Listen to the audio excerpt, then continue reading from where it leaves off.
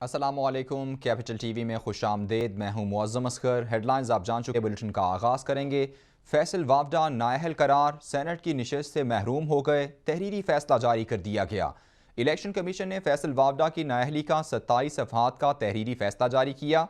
तहरीरी फैसले पर chief election commissioner समेत 3 मेंबरान के दस्तखत मौजूद हैं।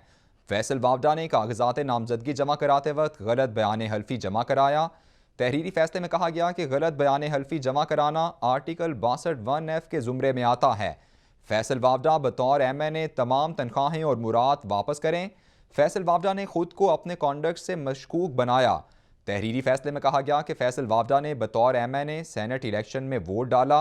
बतौर MNA वोट डालने के बाद खुद को बतौर सेनेट उम्मीदवार पेश किया। गलत बयान हल्फी जमा कराने पर फैसल वावडा का सेनेट का नोटिफिकेशन वापस किया जाता है। तहरीरी फैसले में यह कहा गया है।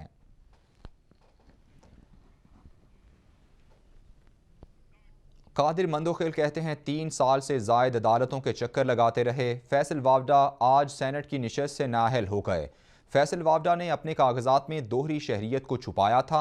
आज इलेक्शन कमीशन ने जो फैसला सुनाया है, ये पीपल्स पार्टी की क़यादत की जीत है।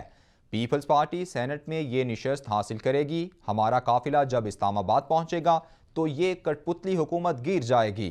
कादिर मंदोखेल ने कहा कि पीपल्स पार्टी हमेशा आगे रही है और ये आज का फैसला पीपल्स पार्टी की जीत है। सेनेट की सीट से भी डिस्क्वालीफाई हो गया है और पीपल्स पार्टी के पास सिंध में 99 MPA है, तो इंशाल्लाह ये सेनेट का सीट भी पीपल्स पार्टी का होगा। और ये इलेक्शन कमीशन की बात बड़ी खुशाइंद है। उन्होंने सारे मराद जो as a MNA as a minister उन्होंने मजे लिए थे, वो सारे मजे उनको वापस करने पड़ेंगे। और सारी चीजें मैं समझ रहा हूं कि इस मौके पे कठपुतली हुकूमत की तस्बीह का यह पहला दाना है जो बिखर गया। और इंशाअल्लाह 27 फरवरी को जब बिलावल भुट्टो के सरबराही में जब कराची से हम लॉन्ग मार्च शुरू करेंगे इंशाअल्लाह और इस्लामाबाद पहुंचेंगे तो कठपुतली हुकूमत जो न वो नहीं रहेगी। यही हमारा। Chairman Peoples Party Bilawal Bhutto Zardari का दोहरी शहरियत केस में फैसल वावडा की नाअहली पर रद्द-ए-अमल। बिलावल भुट्टो जरदारी की पीपल्स पार्टी को फैसल वावडा की नाअहली पर मुबारकबाद। PTI की एक और विकेट गिर गई। Chairman Peoples Party Bilawal Bhutto Zardari की जानिब से यह कहा गया। उनकी जानिब से ट्वीट में कहा गया, मुबारक हो टीम पीपल्स पार्टी।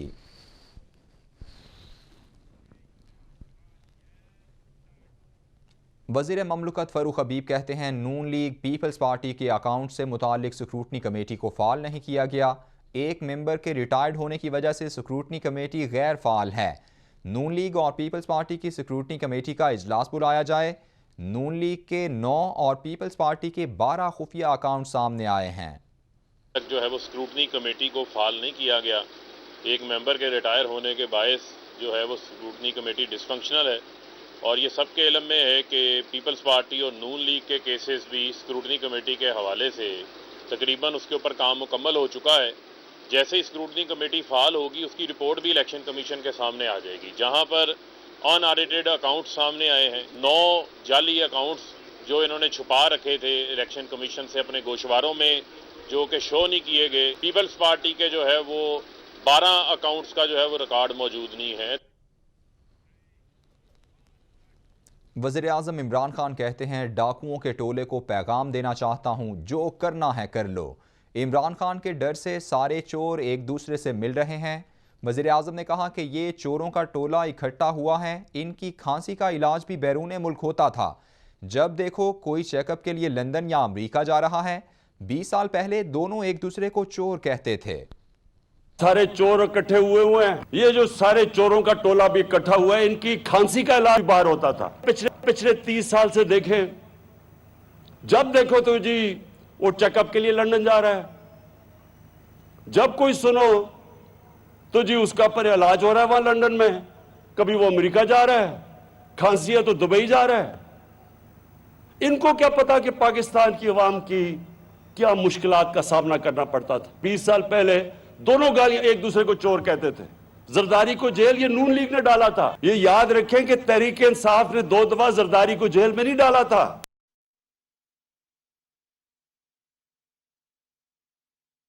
कहते हैं हमारे यहाँ सियासी जमातों में बोने बैठे हुए हैं। कहा जाता है कि IMF पैकेज नहीं लेना चाहिए था, तो बता दें हम क्या करें। सियासी जमातों के पास अपनी कोई तहकीक नहीं है। 2006 तक पाकिस्तान ने 6 ट्रिलियन कर्जा लिया। 6 ट्रिलियन कर्जे से पाकिस्तान का सारा स्ट्रक्चर खड़ा हुआ। सियासी जमातों में चूँकि बोने बैठे हुए हैं, आप अंदाज़ा लगाइए कि इस मुल्क में जो एक सियासत है वो किस कदर उसमें जो है वो एक सतही लेवल आया है कि आप देखें कि यहाँ पे जो पॉलिटिकल पार्टीज़ हैं उनमें कोई अपनी रिसर्च नहीं है, कोई अपनी उनकी थिंकिंग प्रोसेस नहीं है। पार्लियामेंट में भी आप डिबेट्स देखते हैं, एक पार्लियामेंट के ऊपर मसलन जी आया जी IMF का प्रोग्राम जो है जी ये नहीं लेना चाहिए। ठीक है जी, नहीं लेते, आप बता दें आगे क्या करें। वज़ीर दाखिला शेख रशीद कहते हैं आइंदा 50 रोज़ सियासत के लिए अहम हैं। 14 फरवरी को ईरान के वज़ीर दाखिला पाकिस्तान आ रहे हैं। वज़ीर आज़म इमरान खान रूस का अहम दौरा करने जा रहे हैं। ऑपोजिशन के पेट में मरोड़ उठ रहे हैं। 23 साल बाद ऑस्ट्रेलिया रहमान की और सियासत है, नून और पीपल्स पार्टी की और सियासत है। मुझे तो ये 23 मार्च को भी आते हुए दिखाई नहीं देते और ये अब हमारे इत्तेहादियों का दरवाजा खटखटा रहे हैं। प्राइम मिनिस्टर साहब ने सारी रेंजर्स, सारी FC, कोस्ट गार्ड और गिलगित बल्तिस्तान स्काउट्स को भी 15% तनख्वाह में इजाफे का फैसला किया। ये मार्च से उन्हें इंशाअल्लाह ताला मिलेगी। नून लीग ने वज़ीर आज़म की तकरीर को अदम एतमाद की तहरीक की कामयाबी का ऐलान करार दे दिया। इमरान साहिब की तकरीर दरअसल नौकरी के एक्सटेंशन के लिए तरले और मिन्नतें थीं। मरियम औरंगज़ेब की जानिब से ये कहा गया, उनकी जानिब से कहा गया कि इमरान साहिब की तकरीर से लगता है सुकून के दिन करीब आ गए हैं।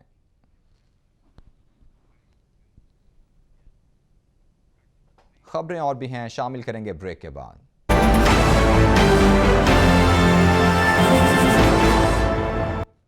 इस्लामाबाद हाई कोर्ट ने सूबाई वजीर बराए ट्रांसपोर्ट शाह मोहम्मद की नाअहली का फैसला मुअत्तल कर दिया है। अदालत ने सूबाई वजीर बराए ट्रांसपोर्ट शाह मोहम्मद की हद तक इलेक्शन कमीशन का फैसला मुअत्तल किया। इस्लामाबाद हाई कोर्ट के चीफ जस्टिस अतर मिनल्लाह ने इलेक्शन कमीशन का फैसला मुअत्तल किया। शाह मोहम्मद की जानिब से एहसन भून एडवोकेट अदालत में पेश हुए। अदालत ने फरीकैन को नोटिस जारी करके समाअत 11 फरवरी तक मुलतवी कर दी है। इस्लामाबाद बल्दियाती इंतखाबात केस, चीफ इलेक्शन कमिश्नर की सरबराही में 3 रुकनी कमीशन की समाअत हुई। वजारत दाखिला ने ताहाल बल्दियाती कानून के रूल्स फराहम नहीं किए।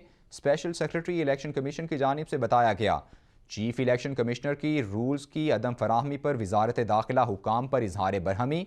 रूल्स ना बने तो सेक्रेटरी दाखिला और चीफ कमिश्नर इस्लामाबाद के खिलाफ तौहीन अदालत की कार्रवाई होगी। इलेक्शन कमीशन की जानिब से यह कहा गया, इलेक्शन कमीशन को काबीना से कोई लेना देना नहीं, वजारत दाखिला हुक्म की तामील करे। चीफ इलेक्शन कमिश्नर की जानिब से यह कहा गया।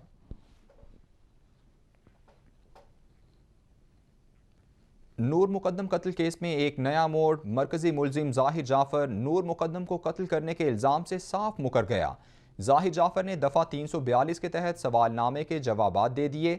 मैं और मेरे वालिदैन इस केस में बेगुनाह हैं, जाहिर जाफर का सवालनामे का जवाब। जाहिर जाफर ने कहा कि मुद्दई शौकत मुकद्दम बासर शख्स है, पुलिस से मिलकर केस में गलत मुलव्वस किया। मरकजी मुलजिम की दिफा में भी शवाहिद अदालत के सामने पेश करने की हिदायत। नूर मुकद्दम ने मेरे घर दोस्तों के हमरा पार्टी रखी थी, मुनशियात के ज़्यादा इस्तेमाल से मैं होशो हवास में नहीं रहा। जाहिर जाफर की जानिब से यह जवाब दिया गया है। चेयरमैन नैब की हिदायत पर नैब इंटेलिजेंस विंग की कार्रवाई। नैब में तायुनाती के जाली खत जारी करने वाले मुलव्वस 3 मुलजिमान गिरफ्तार कर लिए गए। मुलजिमान शाहिद अली, असद अली और खालिद मीरानी को पुलिस के हवाले कर दिया गया। नैब एलामिया के मुताबिक तीनों मुलजिमान के खिलाफ FIR दर्ज करके कानूनी कार्रवाई होगी। नैब इंटेलिजेंस विंग ने अब तक 13 जाली अफसरान को गिरफ्तार किया है। नैब का जाली अफसर बनकर आवाम को लूटने वालों के खिलाफ सख्त कार्रवाई की जाए, चेयरमैन नैब की जानिब से हिदायत की गई। कायम मकाम गवर्नर पंजाब चौधरी परवेज़ इलाही ने MPAs हॉस्टल फेज़ 2 का संगे बुनियाद रख दिया। अरकान पंजाब असम्बली की रिहाइश का देरीना मसला हल कर दिया है। चौधरी परवेज़ इलाही की जानिब से यह कहा गया, उनकी जानिब से कहा गया कि बतौर कस्टोडियन अरकान असम्बली के हुकूक का तहफ़्फ़ुज़ जिम्मेदारी है। फेज़ 2 में 104 कमरे, 600 गाड़ियों की पार्किंग का इंतज़ाम होगा। वज़ीर ख़ारिजा शाह महमूद कुरैशी कहते हैं किसी को बुनियादी हक देने से इनकार और हिजाब पहनने पर खौफज़दा करना जुल्म है। मुस्लिम लड़कियों को तालीम से महरूम रखना इंसानी हुकूक की संगीन खिलाफ वर्जी है। दुनिया को समझना चाहिए ये मुसलमानों के खिलाफ भारतीय रियासती मनसूबाबंदी है। विफाकी वज़ीर ख़ारिजा शाह महमूद कुरैशी का भारतीय कॉलेज की बाहिजाब निडर लड़की की वीडियो पर ट्वीट। पाकिस्तान स्टॉक एक्सचेंज में तेज़ी के रुझान पर कारोबार का इख्तिताम हुआ है। 100 इंडेक्स 391 पॉइंट्स इजाफे से 46,339 पॉइंट्स पर बंद हुआ। इंटरबैंक में $39 इजाफे से 174 रुपये 89 पैसे का हो गया। फी तोला सोना 750 रुपये इजाफे से 1,25,550 रुपये का हो गया। 10 ग्राम सोना 643 रुपये महंगा होकर 1,07,639 रुपये का हो गया। आलमी मार्केट में सोना $9 इजाफे से $1,827 फी औंस हो गया है।